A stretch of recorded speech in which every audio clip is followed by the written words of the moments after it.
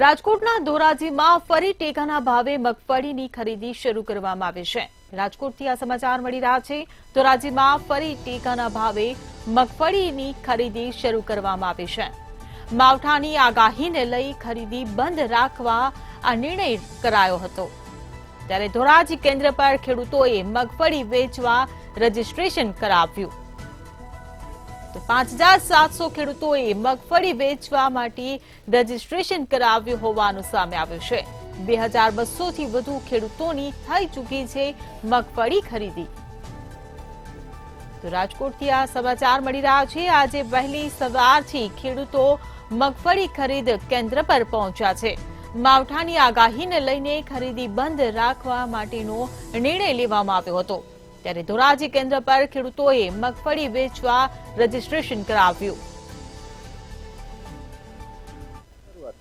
ઉપેન્દ્રસિંહ ચાવડા ગુજકો માસલ નાફેડ દ્વારા હું અહીંયા આવેલો છું।